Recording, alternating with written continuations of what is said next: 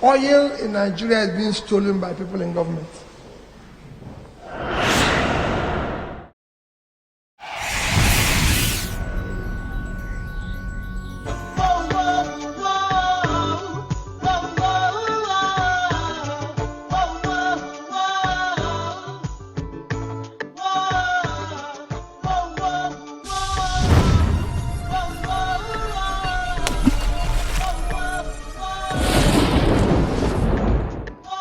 Hello, my very good people. I'm glad to have you back today to the men's roundtable matters arising. But today, the men will not be sitting on a round table to discuss the issues.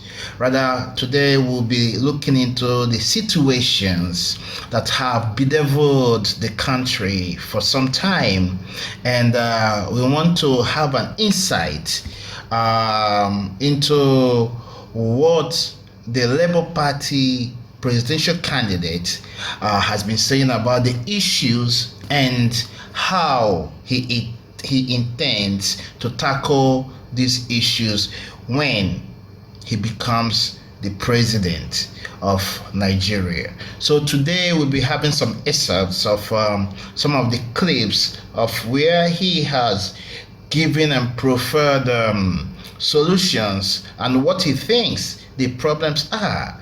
We all know that there have been issues of oil thefts in the country, which, from what we understand, has been going on for many years. And come to think of it, how on earth is Nigeria's oil being stolen by unknown people? You know, Nigeria has had these issues of unknown gunmen. There were unknown soldiers in those years. Now we have unknown gunmen, unknown these, unknown preacher, unknown bishops, unknown pastors, and everything unknown happens in Nigeria. Today we have unknown oil criminals that steal crude oil with vessels that can accommodate two-story building.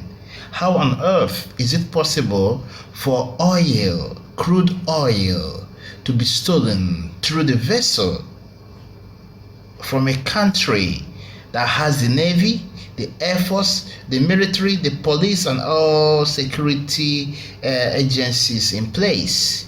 How on earth is it possible? So today we'll be hearing from Mr. Peter Obi on what he thinks is the problem, who are behind those criminal activities, and what solutions he is preferring. So if and when he becomes the president, what he's going to do about it. So ladies and gentlemen, I want us to hear from the horse's mouth. So Mr. Peter Obi, tell us what you're going to do about this situation, and tell us what you know about who are behind these criminal activities. Thank you. And I've said it everywhere. Oil in Nigeria is being stolen by people in government. Nobody can steal oil. It's not a sweet. You can't go into grocery shop and steal something and put it in your pocket and go away on your back. You can't steal oil like that. For you to steal oil, a ship has to come into your territorial waters, load the oil. And no ship can go into a nation's territorial waters without the approval of its navy. And you load it. For you to leave, you have to have approval. And everybody knows where every ship is on the surface of the earth. It's something that's recorded. So, if somebody is able to take away oil, there's a high level connivance between external and internal people who have organized for the oil to leave.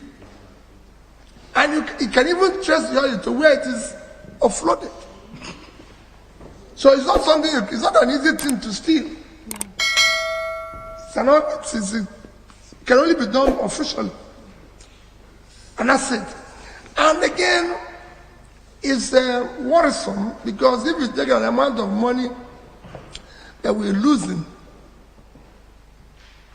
when we need, again, look at our exchange rate, when we need every dime,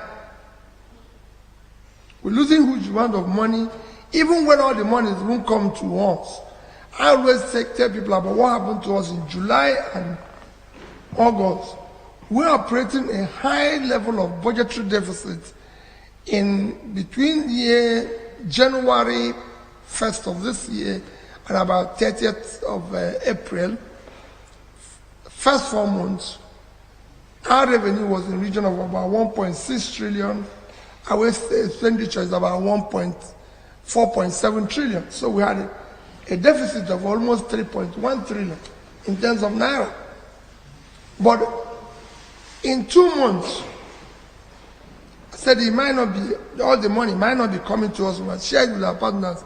We lost almost 2.83 trillion within these 2 months. In July, our oil production was, on the average, 1,083,000. Our quota is 1.8. So every day we lost 717,000 barrels. That's what we didn't produce. So if you take it in 1 month, it was about 22,227,000. At an average price of $110 per barrel in July, it was $2,445,000,000. And if you multiply that with the 550, I don't want to use the official rate, I want to use parallel, it gives you about 1,344,750,000,000 naira. That's what we lost in 1 month, in July.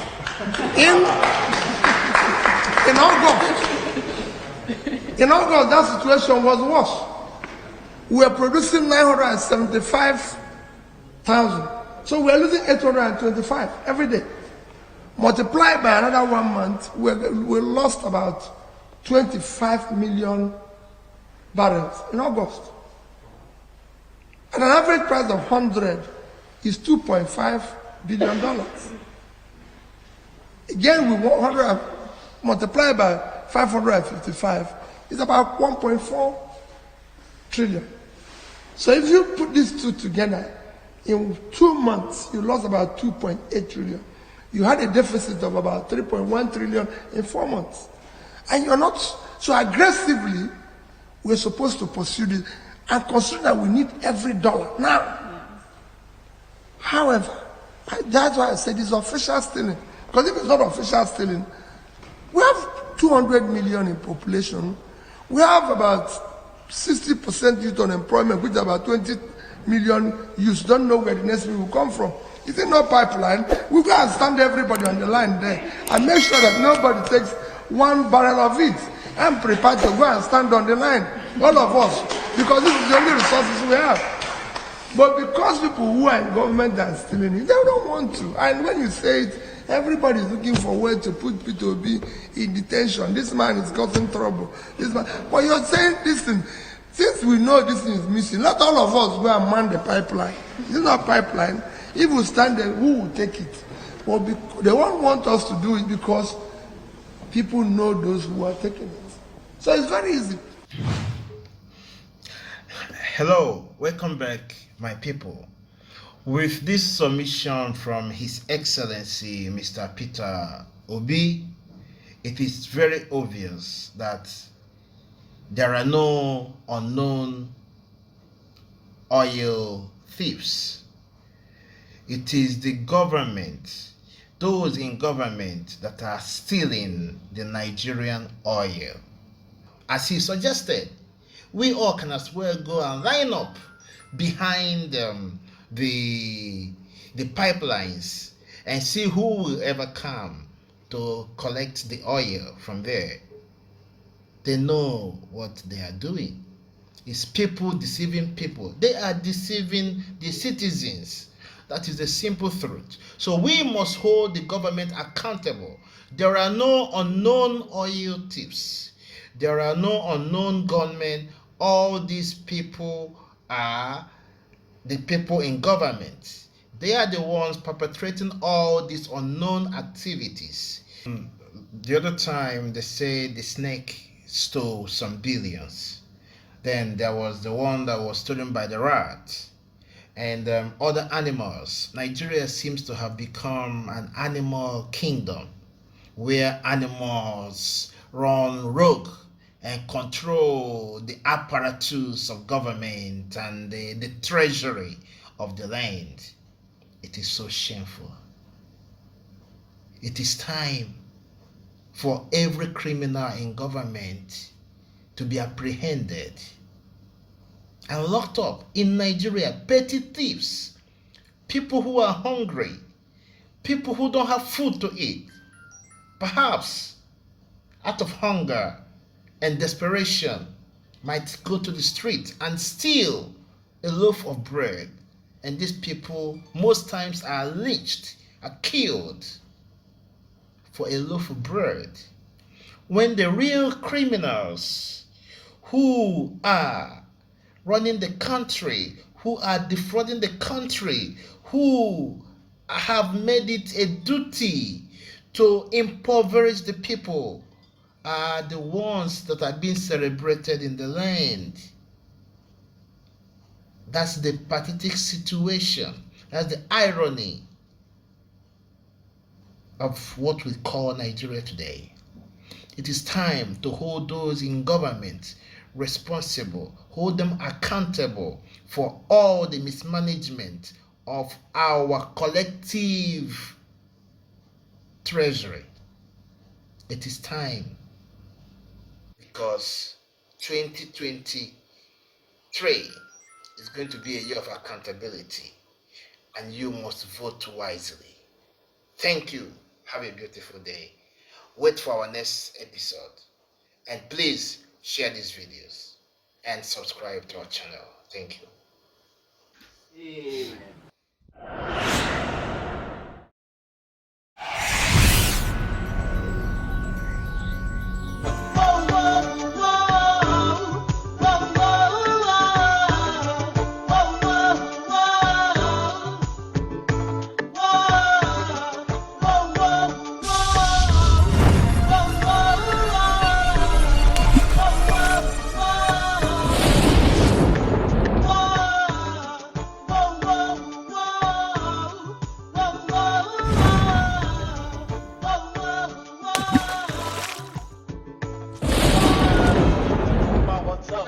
What's up, man? How you, baby? I don't like how to do our sisters, you know, settle.